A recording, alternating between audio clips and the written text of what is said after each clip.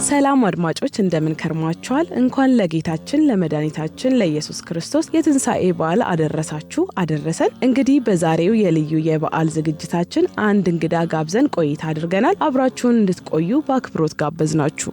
እንግዳዬ ስለሆንክ በመናኸሪያ ሬዲዮ 99.1 አድማጮች ስም ከልብ ያመሰግናለሁ። በቅድሚያ እስቲ እንተዋወቅ። አቤል ማን ነው? እሺ፣ አመሰግናለሁ። ስሜ ዲያቆን አቤል ተስፋ ይባላለሁ። የበገና መምህር ነኝ። እንዲሁም የበገና ዝማሬዎችን በኢትዮጵያ ኦርቶዶክስ ተዋሕዶ ቤተክርስቲያን እምነት ውስጥ ብዙ በማዘጋጀት እታወቃለሁ። ከብዙ በጥቂቱ ይህን ይመስላል ማለት ነው። መልካም። የአስተዳደግ ሁኔታ ምን ይመስላል? በተለይ ከሃይማኖት ስርዓቶች ጋር የተሳሰረ ወይም የተቆራኘ መሆኑ ይታወቃል። እሱን ማንሳት ብንችል። አስተዳደጌ የሚገርመው ነገር ብዙ ሰው የቤተክርስቲያን ከቤተሰብ ጋር በተገናኘ፣ እኔ ግን አያቶቼ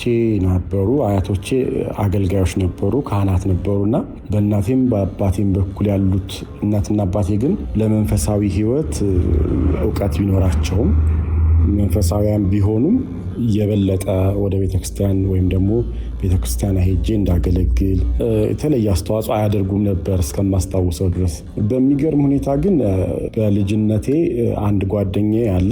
እሱ ነው ወደ ቤተክርስቲያን እንድንሄድ እና እንድናገለግል ቤተክርስቲያን ሄደን የተለያዩ ነገሮች ስላሉ በቃ እዛ እንገኝ የሚል እሳቤን አምጥቶ ወደ ሰንበት ትምህርት ቤት ወደ ሸጎሌ ወይም ደግሞ ጉለሌ አምባ ኪዳነ ምሕረት ቅድስት ቤተክርስቲያን ይዞኝ ሄደና በዛች ሰዓት የተጀመረች አገልግሎት፣ በልጅነት የተጀመረች አገልግሎት ከሰንበት ትምህርት ቤት አሁን እስካለሁበት ድረስ በጣም ትልቅ መሰረት ይዞ በጣም ረጅም ሁኔታ ወይም ደግሞ ረጅም ዋጋ የተከፈለበት ሰፊ የህይወት ዳራ ባለው መልኩ እስከ በገናው እስከ መድረስ ድረስ ያደረሰችኝ፣ በተለይ በህይወት የማረሳት የፍኖተ ጽድቅ ሰንበት ትምህርት ቤት የጉለሌ አምባ ደብረ መድኃኒት ቅድስት ኪዳነ ምሕረት ሰንበት ትምህርት ቤት በጣም ትልቁን ድርሻ ትይዛለች።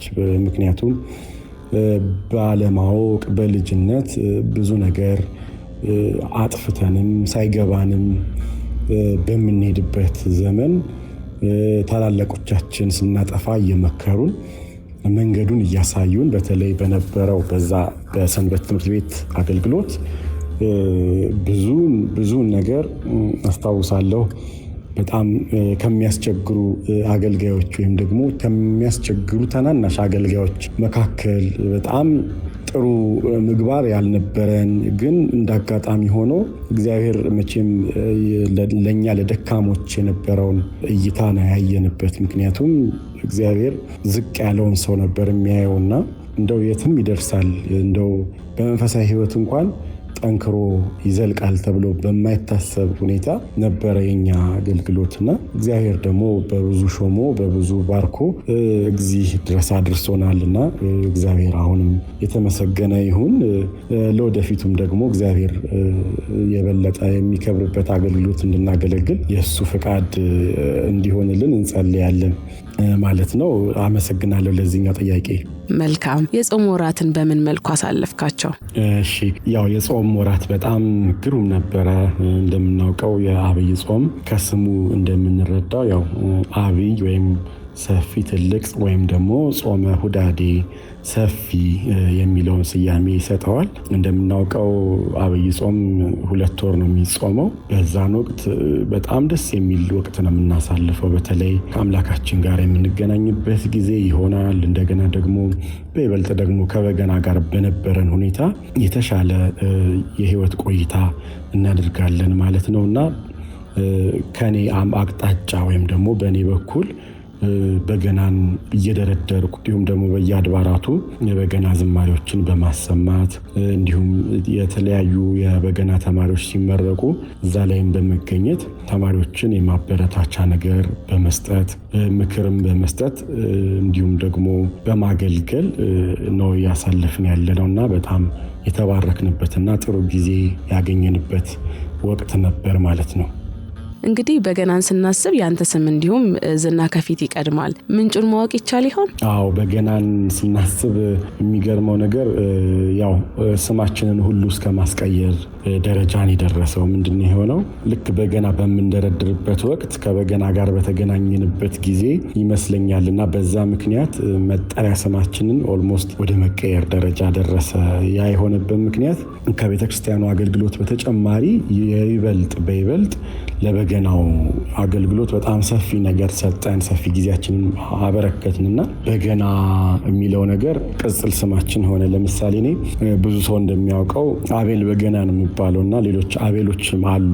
ለመለየትም እንደሚመች በጣም ብዙ ጊዜ ለረጅም ዘመን ከበገናም ጋር የበገና አልበሞችንም በመስራት ያው ስለምታወቅ በማስተማሩም ስለምታወቅ እንዲሁም ደግሞ የበገና ትምህርት ቤት ከፍቶ ስያሜም እስከ መስጠት ደረጃ ያደረሰኝ ያው ሰው ግብሩ አይደለ ስም የሚያሰጠው።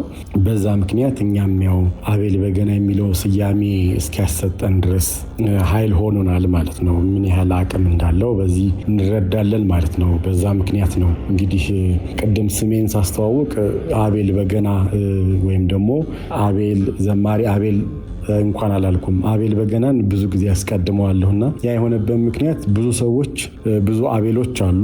አቤል ዘማሪያን ሆነው አቤሎች ነበሩ፣ ዲያቆናት ሆነው አቤሎች ነበሩ። ግን እኔን የሚለየኝ ያው ተግባሬ ከበገና ጋር ስለነበር አሁንም ከበገና ጋር ስለሆነ አቤል የትኛው ሲባል ያው ሁሉም አቤል በገና ነው የሚለውና ለዛ ነውና ለረጅም ጊዜ አብሮ በማሳለፍ የመጣ ነገር ስለሆነ በዛ ምክንያት ነው አቤል በገና የተባልኩት ማለት ነው።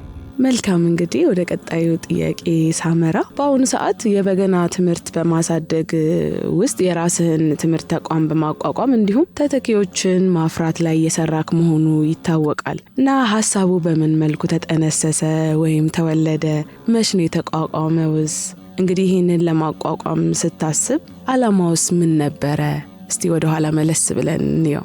አዎ፣ አቤል በገና ተቋሙ የተጠነሰሰው መጀመሪያ አቤል በገናን ስናስብ የማህበረ ቅዱሳን የአብነትና የዜማ ትምህርት ቤትን ማሰብ ግድ ይለናል። በዛን ዘመን የነበረው አገልግሎት ወይም ደግሞ በዛን ዘመን የተጀመረው የበገና ስልጠና ትምህርት የማስኬድና የማገዝ ሁኔታ የነበረን። በዛ በጣም ብዙን ዘመን ማህበረ ቅዱሳን ላይ በጣም ስናገለግል የኖርንበት ጊዜ ነው። ከዛም በኋላ ስራም የግል ስራ እየሰራን ድርጅት ውስጥ ተቀጥረን እየሰራን በዛ በትርፍ ጊዜያችን የበገና ስልጠናውን እንሰጥ ነበርና ያ ሁሉ ሲደረግ አቤል በገና የሚባለው የስልጠና ማዕከል አይታሰብም ነበር። ግን ብዙ ሰዎች ጫና ያደርጉ ነበር። ለምንድነው የራስህ ተቋም ማይኖርህ? ለምንድነው የራስህ በገና ትምህርት ቤት ማትከፍተው ይሉኛል። ግን እኔ ብቁ አይደለሁም የሚል እሳቤ ነበረኝ እውነት ለመናገርና የሆነ ሰዓት ላይ አንዳንድ ጊዜ ራስሽን ብቁ ባትሆኝም በቃ እንዲህ መሆን አለበት፣ አባቶችም አንዳንድ ጊዜ ግፊት ያደርጋሉና ይህን ነገር ማድረግ አለብህ የሚል አቅጣጫ ሲመጣ በቃ እስቲ በዚህ መልኩ ደግሞ አገልግሎታችንን እንጀምር። ለረጅም ዘመን ከማህበሩ ጋር አሁንም ባለን ግንኙነት አሁንም ጥሩ መልካም ግንኙነት አለን ከማህበረ ቅዱሳን የአብነትና የዜማ ትምህርት ቤት ጋር እንዲሁም በተለያዩ ዓለማት ካሉት ተቋማት ጋር ጥሩ ግንኙነት አለን እና እነሱንም በጥሩ ሁኔታ በማገዝ አሁን ደግሞ በተሻለ ደግሞ በግል ሆነን ደግሞ ቤተክርስቲያን በሰጠችን ጸጋና በረከት አማካኝነት ይሄንን የበገናና የክራር የመሰንቆ የዋሽንት ትምህርት ቤት ማቋቋምና መመስረት አስፈላጊ ሆኖ ተገኘ። ከዛ ደግሞ እያለ እየሰፋ ከቁጥር 1 ወደ ቁጥር 2 መጣንና ከቁጥር 2 ደግሞ አሁን የራሳችን የበገናና የክራር ማምረቻ መሳሪያ የዜማ መሳሪያ ማምረቻ ተቋም እስከ መክፈት ደርሰናል። እግዚአብሔር ይሄ ሁሉ ነገር የሆነው በእግዚአብሔር ፈቃድ ነውና አሁንም እግዚአብሔር አግዞን ይሄንን ነገር እየሞከርን እየሰራን እያገለገልን እንገኛለንና ሐሳቡ እንዳልኩሽ የእግዚአብሔር ሐሳብ ነው። መንፈስ ቅዱስ ያገዘን መልካም ነገር ስለነበረ የእግዚአብሔር ሐሳብ እግዚአብሔር አስመልክቷቸው ነው እነዛን ሰዎች ይሄንን ነገር ለምንድነው ማትከፍተው የሚል ሳቤ በማምጣት ይሄንን ሁሉ ያደረግነው። እግዚአብሔር ይመስገን። እንግዲህ ነገ ደግሞ ምን እንደሚፈጠር ምን እንደሚሆን የሱ ፈቃድ ይሁን። አነሳሱ ግን የሰዎች ግፊትና ፈቃድ እግዚአብሔር ነበር ማለት ነው። በቆይታው ምን ያህል ተማሪዎችን ማፍራት ተችሏል ብለን መውሰድ እንችል ይሆን? በቆይታችን እንግዲህ ያፈራናቸው ተማሪዎች እስከ 800 ተማሪዎች ያስመርቀናል በአሁኑ በዚህ በ2 ዓመት ውስጥ። አሁን ደግሞ በቀጣይ ግንቦት 24 ላይ በደማቅ ሁኔታ በቅድስት ሥላሴ አዳራሽ ተጨማሪ 400 ተማሪዎችን እናስመርቃለን እግዚአብሔር ቢረዳን። በዚህ መልኩ እንግዲህ ይሄንንም ስናገር እንግዲህ ጣቢያችሁንም በተጋባዥነት እጠራለሁ በዚሁ አጋጣሚ፣ እንዲሁም ደግሞ አንቺንም እንደዚሁ እጠራለሁ። እንዲሁም ደግሞ አድማጮቻችንን አሁን ዛሬ የሚሰሙንን ግንቦት 24 የአቤል በገና የዜማ መሳሪያዎች ተቋም የሚያስመርቃቸው ተማሪዎች አሉና ግንቦት 24 በቅድስት ሥላሴ አዳራሽ እንገናኝ፣ ሁላችሁም ተገኝታችሁ የደስታችን ተካፋይ እንድትሆኑ ስንል እንጠይቃለን የሚለውን መልእክት በዛው አስተላልፋለሁ። እናመሰግናለን። በጣም ይሄ ትልቅ ግብዣ ነው። እኔ ከወዲሁ ግንቦት 24 በቅድስት ሥላሴ በሚደረገው የምርቃት ስነ ስርዓት ላይ ለመገኘት ቃል ገብቻለሁ። እንግዲህ አድማጮችም በእለቱ እንደሚገኙ ተስፋ አድርጋለሁ። እንደው ግን ከዚሁ ጋር አያይዤ ለመጠየቅ አድማጮች በገናን ለመማር ቢፈልጉ እንደ መስፈርት የሚጠቀሱ ወይ የሚቀመጡ ነገሮች ካሉ እስቲ እናንሳ። በገናን ለመማር ብዙ መስፈርቶች አሉ፣ ግን ከነዛ ጥቂቶቹ ያው እንደምናውቀው የኦርቶዶክስ ተዋሕዶ እምነት ተከታይ መሆን መቻል አለበት አንድ ሰው። እንደገና ደግሞ የበለጠው ደግሞ ያው የፍላጎቱ ጉዳይ ነው። እንደምታውቂው ኢንተረስቱ ያለው ሰው ሲሆን የበለጠ ጥሩ ይሆናል። ከዚያ ውጭ ግን ከ6 ዓመት ማንኛውም ሰው ከ6 ዓመት ጀምሮ ያለ ሰው በእድሜና በጾታ ሳይገደብ በዚህ መሰረት በገናን መማር ይችላሉ ማለት ነው። ክራርም መሰንቆ፣ በተለይ አሁን ቀጣይ ደግሞ መጪው ክረምት እንደመሆኑ መጠን በተለይ ወጣቶችና ልጆች ህፃናት ጊዜያቸውን አልባሌ ቦታ ከሚያሳልፉ በእኛ ተቋም መጥተው የበገና ስልጠና፣ የክራር፣ የመሰንቆ፣ የዋሽንት፣ የከበሮ ስልጠና በመገናኛ ብራንችና በፒያሳ ብራንቻችን መጥተው ቢማሩ የበለጠ ያተርፋሉ የሚል እሳቤ አለኝ። መልካም። እንግዲህ ወደ ቀጣዩ ጥያቄ ሳመራ እንግዲህ ስለ በገና ከተነሳ በዋነኝነት መነሳት ያለበት በገና ከምንድን ነው የሚሰራው የሚለው ጥያቄ ነውና በገና የሚሰራው ያው ከተፈጥሮ እጽዋት ነው የሚሰራባቸው። ዋነኛው ደግሞ እንደምናውቀው ከእንጨትና ከእንስሳት ተዋጽኦ ነው። ሙሉ በሙሉ ሌላ ዘመናዊ ነገር የለበትም ማለት ነው። ስለዚህ ያው ታሪካዊ ተፈጥሯዊ ይዘቱን እንዲጠብቅና ለዛም ነው ቅድም እንዳልኩት የሰው ልጅ አይምሮ ውስጥ ጠለቅ ብሎ የሚገባው። ከአቤል ጋር ያለኝ ቆይታ እንደቀጠለ ነው። በገና ዋነኛው ምሳሌ ምንድን ነው? በመሳሪያው ላይ ያሉ ክፍሎች በጥልቀት ማየት ብንችል ከነ ምሳሌያቸው። የበገና እያንዳንዱ አካላት በጣም ብዙ ምስጢራዊ ስያሜዎች አሏቸውና ምናልባት ያው አድማጮቻችን በገናን ያውቃሉ ብለን እናስባለን። የተወሰነ ዋና ዋና ፓርቶቹን ወይም የአካል ክፍላትን ለመግለጽ ያክል ለምሳሌ ከላይ እኔና አንቺ የምንመለከተው ይሄ መስቀል ያለበት ጋድም ይባላል። እሳ ላይ ደግሞ ምን አለ? መቃኛዎች አሉ። እነሱ አውታሩን ይዘው ወደ ታች የመውረድ ባህሪ ያላቸው። ከዛ ደግሞ ከነሱ በታች ከሜዳችን በፊት ግራና ቀኝ 2 ምሰሶች አሉ። ምሰሶ ይባላሉ። ቀኝ ምሰሶና የግራ ምሰሶ። ከምሰሶ ደግሞ ዝቅ ስንል የድምፅ ሳጥኑ ወይም ገበቴው አለ። የድምፅ ሳጥኑ በቆዳ የተለበጠ ሲሆን ላዩ ላይ እንደ 4 ማዕዘን ጣውላ ነገር አለ። ይሄ ጣውላ ደግሞ የበርኩማ ተብሎ ይሰየማል። በርኩማው ላይ ደግሞ ምን አለ? እንደምታዩ ቁርጥራጭ ቆዳዎች አሉ። እነሱ እንዚራ ይባላሉ። እነኚህ ቁርጥራጭ ቆዳዎች። ድህንፃ ደግሞ ከቀንድ ወይም ከእንጨት የሚሰራ በገናውን እየገረፍን የምንዘምርበት የዜማ መሳሪያ ነው።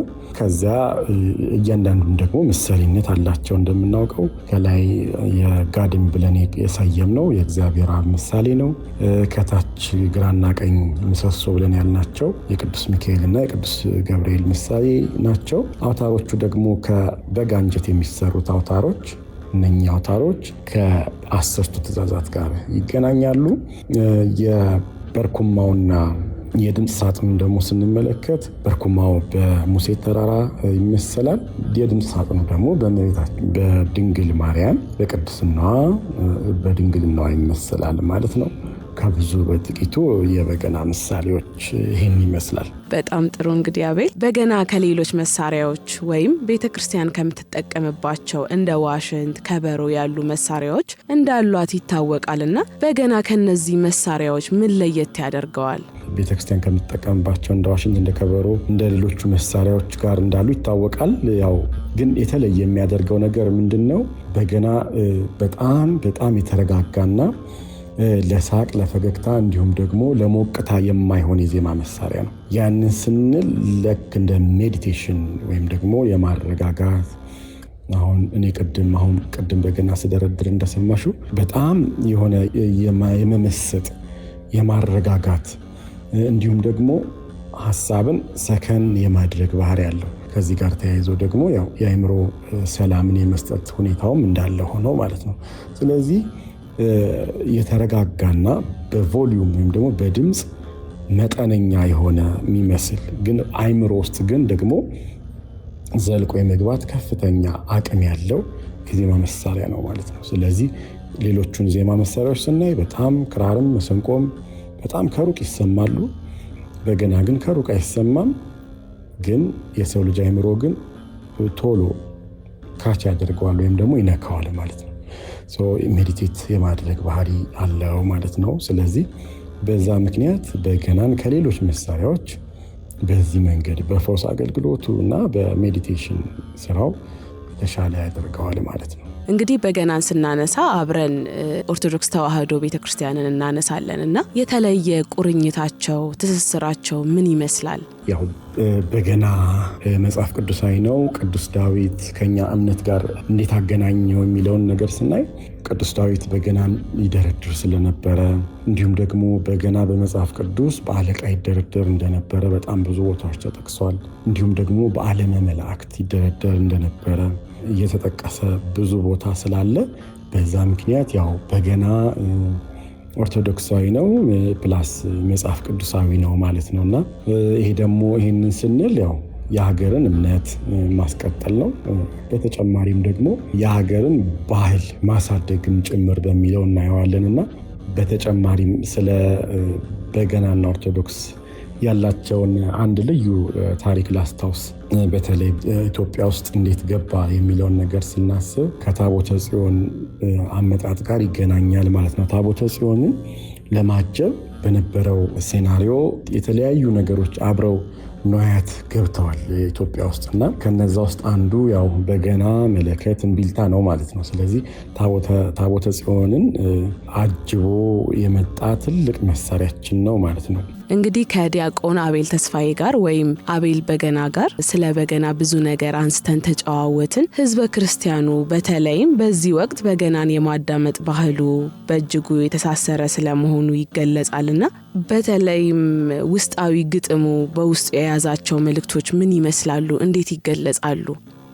በገናን በጣም የማዳመጥ ሁኔታው በጣም እየበለጠ እየሰፋ ይገኛል። በተለይ ደግሞ አሁን ከሚያስተላልፋቸው መልእክቶች መካከል ለአንክሮ፣ ለተዘክሮ፣ ለተግሳጽ ከዛ ጋር በተገናኘ የተለያየ አይነት የግጥም አስተዳደርና የዜማ አስተዳደር ስልት ባላቸው መልኩ የተዘጋጁ ዝማሬዎች አሉ።